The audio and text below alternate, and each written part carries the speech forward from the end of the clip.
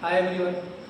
आज हम सर का इंटरव्यू लेने वाले हैं और इनके बारे में बताने की कोई ज़रूरत नहीं, अपने आप में वेल हैं और हम सर एक्सपीरियंस है। Hi sir. हाय गौरव, कैसे हो? हम तो ठीक है सर, फाइन। अच्छा। आप कैसे हैं सर? हम तो बढ़िया हैं। सर कुछ मेरे व्यू के लिए कुछ एडवाइस चाहिए कि अपने लाइफ में कैसे सक्सेस करेंगे। देखो, लाइफ में सक्सेस करने के लिए बहुत सारे रूल्स हैं, बट वो डिपेंड करता है आपके ऊपर, आप किस तरह से रूल्स को अप्लाई करते हैं अपने लाइफ में सक्सेसफुल होने के लिए। जैसे कि आपने अभी अपना BCA कंप्लीट करने वाले हैं, तो फिर BCA कंप्लीट करने के बाद आपका सबसे बड़ा क्या है, डोमेन है, आप किस फील्ड में जाना चाहते हैं, तो वो चीज़ आपको पहले से डिसाइडेड होना चाहिए। अगर डिसाइडेड नहीं है तो आप किसी का भी आप हेल्प भी आप ले सकते हैं, जैसे कि टीचर्स हो गए, कोई भी और भी यहाँ के प्रिंसिपल्स हो गए, उनसे भी आप हेल्प आप ले सकते हैं। तो उनके हेल्प से आपको बहुत ज़्यादा मदद मिलेगा आगे की ओर अपने करियर को बढ़ाने में। सर आजकल की जनरेशन जो है कुछ स्मोकिंग करते हैं, कुछ इंस्टा है, जैसे बहुत सारे ऐप्स है जो कि उसके माध्यम से वो अपने लक्ष्य को हट जाते हैं, फिर उस बाद पछताते हैं कि ये क्या कर दी, ये क्या कर दी। उसके लिए क्या एडवाइस? देखिए, आपने बहुत ही अच्छा सवाल पूछा गौरव, जो आपने स्मोकिंग और आपने जो भी एडिक्शंस के बारे में बात की, जैसे कि सोशल मीडिया प्लेटफॉर्म जैसे फेसबुक, इंस्टा, आजकल बहुत सारे यूथ उस पर वीडियो पोस्ट करते हैं, और फिर वीडियो पोस्ट करने के बाद अगर उनका वीडियो वायरल नहीं होता है तो उसके ऊपर उनको बहुत ज़्यादा रिग्रेट भी होता है, क्योंकि जिस यूथ अवस्था में उनको मेहनत करना चाहिए अपने कैरियर के ऊपर, वो फिर अवस्था में वो ज़्यादातर टाइम वो सोशल मीडिया प्लेटफॉर्म्स या किसी एडिक्शंस में वो पढ़कर वो अपनी ज़िंदगी को तबाह कर लेते हैं। तो फिर आज के समय में सबसे बड़ा इस चीज़ से बचने का उपाय है, वो है आपका स्पिरिचुअलिटी प्रैक्टिस। क्योंकि जब भी आप स्पिरिचुअलिटी की आप प्रैक्टिस करेंगे तो फिर धीरे धीरे इन सब चीज़ों से आपका कनेक्शंस आपका कम होता जाएगा। क्योंकि अगर आपको फोकस करना है आज के समय में तो आपका स्पिरिचुअलिटी का सहारा लेना होगा। तो सबसे पहले स्पिरिचुअलिटी में हम आपको सजेस्ट देंगे नाम जाप, जो हमारे सबसे अच्छे गुरु हैं प्रेमानंद जी महाराज, जो कि बहुत सारे यूथ को अभी एम्पावर कर रहे हैं, तो वो लोग भी यानी कि सजेस्ट करते हैं।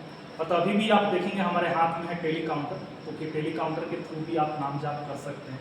मान लीजिए कहीं आप ट्रैवल कर रहे हैं और आप माला को आप कैरी आप नहीं कर पा रहे हैं, तो आप नाम जाप को आप वहाँ पर कर सकते हैं। दूसरा तरीका है जो कि आपको बहुत ज़्यादा हेल्प करेगा, वो है भगवद गीता। जब भी हम भगवद गीता को हम पढ़ते हैं तो भी हमको क्या मिलता है, धीरे धीरे आपको लाइफ के बारे में जानने का मौका मिलता है और एक अच्छा डायरेक्शन मिलता है। तो फिर सबसे पहले मेरा सजेशन होगा कि आप नाम जाप करें ऑन अ रेगुलर बेसिस। हमको पता है कि शुरुआत में किसी भी लोग को नाम जाप को करने में दिक्कत आती है, लेकिन जब आप 1 माला 2 माला से आप स्टार्ट करें और कंटिन्यूसली जब आप इसको करेंगे तो धीरे धीरे आपका माइंड भी अपने डायरेक्शंस में काम करना चाहेगा, आप जिस डायरेक्शन में उसको आप काम करना चाहिए। सर और एक सवाल है कि कोई बच्चा 9th स्टैंडर्ड में 10th स्टैंडर्ड में और वो अपना ड्रीम को फोकस अभी से करना चाहता है, उसके लिए क्या है?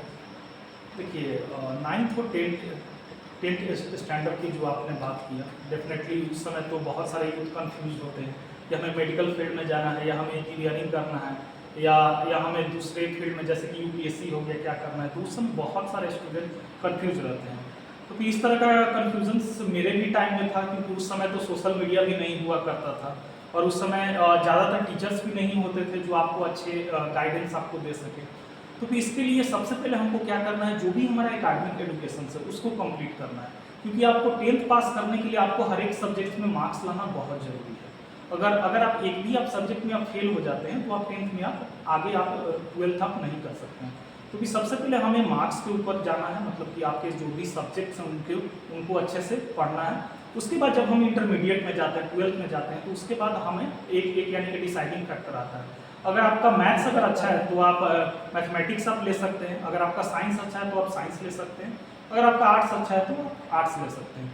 उसके बाद आपको बहुत सारे कैरियर चॉइसेस आएंगे, जैसे कि आप इंटर के बाद बहुत सारे लोग BTech करते हैं, बहुत सारे लोग BCA MCA जैसे कोर्सेज भी, MCA तो नहीं कर सकते हैं लेकिन BCA इस तरह के कोर्सेज कर सकते हैं, BBA हो गया, इस तरह के आप कोर्सेज कर सकते हैं। और फिर दूसरा फील्ड क्या है, अगर आपके पास बहुत ज़्यादा पैसा नहीं है तो आप जनरल कॉम्पिटिशन्स की आप तैयारी आप कर सकते हैं, क्योंकि दोनों में आपका मेहनत लगता है। लेकिन जनरल कॉम्पिटिशन में क्या है, आपको बहुत लंबा समय लग जाता है, क्योंकि इस समय गवर्नमेंट बहुत कम ही वैकेंसीज दे रही है। तो फिर सबसे अच्छा क्या रहेगा, आप फिर सबसे पहले अपने आप का मूल्यांकन कीजिए कि आपका इंटरेस्ट क्या है। अगर आपकी अंग्रेजी बहुत अच्छी है तो आप BBA जैसे कोर्सेज भी आप कर सकते हैं, BBA या BTech, क्योंकि जब भी आप इनके इंटरव्यू को आप फेस करने जाएंगे एकेडमिक्स के बाद, तो इंग्लिश का रोल बहुत बड़ा रहता है। तो फिर अगर आपका इंग्लिश अच्छा है तो आप इस तरह के आप प्रोफेशनल कोर्सेज के लिए आप जा सकते हैं। वरना बहुत सारे कोर्सेज भी हैं, जैसे कि आर्ट्स में भी हैं, तो अगर आपको UPSC करना है और आपका ड्रीम ही है उधर जाना गवर्नमेंट जॉब के लिए, तो आप उसको भी आप आसानी से कर सकते हैं। सर कुछ पेरेंट्स के लिए एडवाइस होनी चाहिए, जो प्रेशर होते हैं मेरा बच्चा ये करेंगे, मेरा बच्चा BTech करेंगे, लेकिन आप देखें ना कि हाल फिलहाल में रिसेंटली किसी ने की एग्जाम हो रहा था और वो क्वेश्चन लीक हो गया, इसके बारे में सर क्या कहना चाहिए? देखिए, ये तो बहुत ही दुखद घटना है और किसी भी पेरेंट्स के लिए बहुत ही शॉकिंग होता है कि उनका बच्चा तैयारी के वक्त अच्छे से उसको टैकल नहीं कर पाया। और ये चीज़ हम लोगों के लाइफ में एक बार तो हर किसी को फेस करना पड़ता है, क्योंकि हम भी जब 12th में फेल हो गए थे तो बहुत सारे लोगों की आलोचनाओं का सामना करना पड़ा।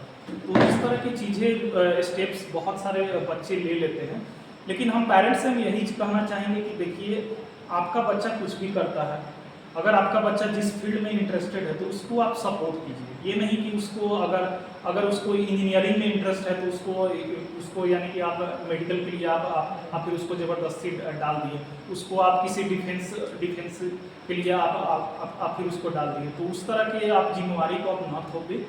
आप भी सबसे पहले डिसाइड कर ले कि हमारे बच्चा आखिर में करना क्या चाहता है, क्योंकि जब तक वो कुछ करना नहीं चाहेगा तब तक हम उसका कैरियर को डिसाइड नहीं कर सकते हैं। तो भी सबसे पहले आप फिर उनको टाइम दीजिए, और फिर टाइम देने के बाद बच्चा ऑटोमेटिकली आपको बताएगा कि हमें किस फील्ड में जाना चाहिए। और फिर हमारा इंडिया का बहुत ही बड़ा दुर्भाग्य है कि तो अगर बच्चा किसी खेल में जाना चाहता है, अगर बच्चा कोई बोल दे कि हमें एक्टर बनना चाहते हैं, तो उसमें गार्जियन उनका सपोर्ट नहीं करते हैं। तो ये एक बहुत ही बड़ा ड्रॉबैक है हमारे देश के लिए कि तो बहुत सारे पेरेंट्स ही चाहते हैं कि तो हमारा बच्चा सिर्फ पढ़ाई में ही अच्छा हो, लेकिन ये चीज़ हर एक बच्चे के साथ नहीं हो सकता है। तो फिर यही हम यानी कि पेरेंट्स से हम यानी कि रिक्वेस्ट करना चाहेंगे कि आप ज़्यादा फोर्स ना करें और अपने बच्चे के इंटरेस्ट के अनुसार आप उसके ऊपर आप काम करें।